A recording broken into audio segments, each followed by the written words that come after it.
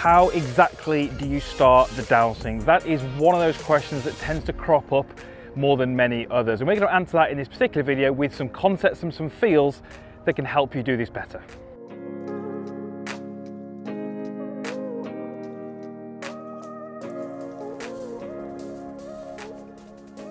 So welcome back to the Forest of Arden, where we are addressing one of those really common questions that crops up all too often on the lesson tee. As we've already said there in the intro, how do I start the downswing? We're going to discuss that in this video. We're going to give you some ideas and some feels. So our lesson plan today is really to understand some really important terms. Center of mass is something we're going to really look at. We're going to look at center of pressure. We're going to look at something called the unweighting of the lead side. And we're also going to relate all of those terms and those concepts to how the golf swing should look from the front on view and give you some really clear ideas on how you can improve the start to your downswing. And whilst this kind of would apply to all the golf clubs in the bag, we're really looking at the irons and hitting those balls more consistently from the ground. Just before we get into this particular video, if you're not a subscriber, it is absolutely free. I'd love it to be part of our community, because I really believe that these videos can help you understand the golf swing a little bit more, help you play the best golf of your life. So go ahead down into the description box, give that link a click, or wait to the end of the video. There's a clickable link which will be appearing around about here. So let's go through some terms, and these are really important as we progress through this video, because it's going to help us understand exactly how the body should move. We're going to talk about center of mass. That's the center of me, my body weight, and we're going to say for this particular video, that's around about here, so at the bottom of my zip. And as you can see, I've got 2 contact points with the ground, which is my 2 feet here. So let's say we've made a backswing and we're just completing our backswing. We need to have some method of starting that downswing. And it's all to do with what we do with our weight and what that is in relationship to our center of mass. So if we look at my center of mass, which is here, and we look at where it is relative to my trail foot, and you can see that line there. So if I was to lift up my lead foot, and literally just lift up my lead foot, I would fall forwards because my center of mass is not above my trail foot. So my center of mass is here, my trail foot is there. If I lift up this foot, I fall over. So what happens if I shift my center of mass directly over my trail foot, and now I lift up my lead foot? Well, now I don't fall over because I'm in balance. My center of mass is directly over the only contact point that I have on the ground. So what the best golfers are really doing is they're keeping their center of mass, give or take, in the middle of their heels. And as they get towards the sort of, let's say, the last part of their backswing, they're starting to what we call unweight that lead foot. They're starting to take some weight away from that foot. And what we've already just established there is as I do that, that's going to cause this sort of falling forwards movement. This is where the backswing becomes really important, because if in the backswing I make this lateral shift over here, when I unweight that foot, I don't have any movement because my center of mass has moved. So what I'd really like you to practice is making some swings where you feel like your center of mass stays between your heels. In other words, we're not swaying. And as you're getting towards the completion of your backswing, you feel as if you're taking some weight away from that lead foot. Unweighting that foot is the term that we would use. And what that's actually going to do is actually going to kickstart your shift into that lead side.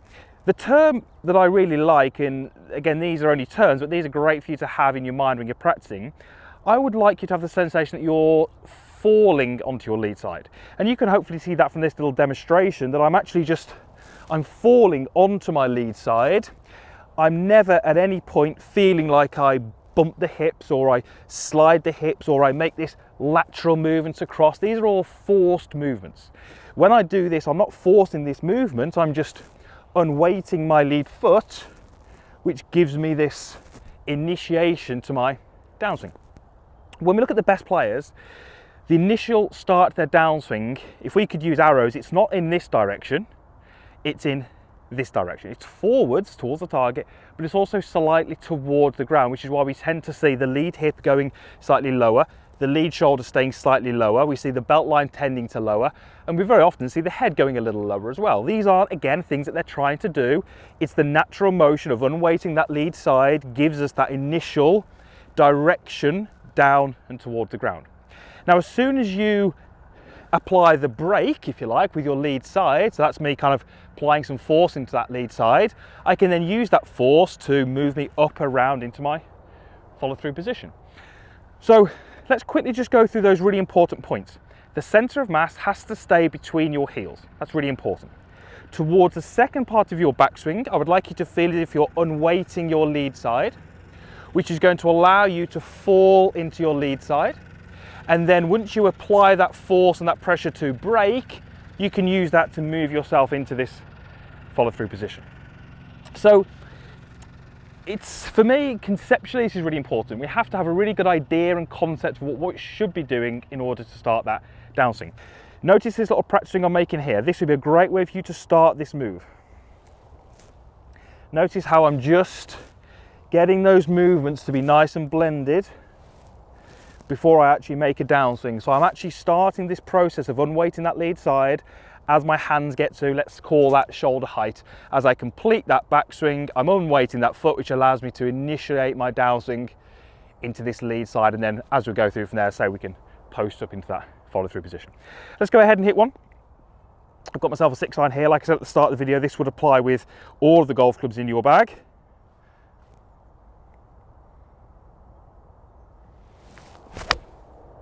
My back foot slipped a little bit there, but I'd actually be very, very happy with the result. It's pretty much straight to the middle. Ball flight was good. It just managed to slip a little bit there. So how do you start the downswing? Such a common question that I get asked on the lesson tee. Many golfers struggle with it. Get it correct, and so many good things can happen. So hopefully this video has maybe got a little bit of a light bulb moment going for you, some different ideas, some different concepts, and some ways that you can feel it in practice. Definitely going to help you with contact, consistency, balance, all of those things that many of you will be after in your golf swing. So very much thank you for watching this video. Really hope it was helpful. Go ahead and click that subscribe button if you're not a subscriber, and also share this video if you know someone who you think would benefit from this, someone who really struggles with that transition. Share this with them. Hopefully we can help their golf game as well, and hopefully we'll see you back here for another video very soon. Thanks for watching.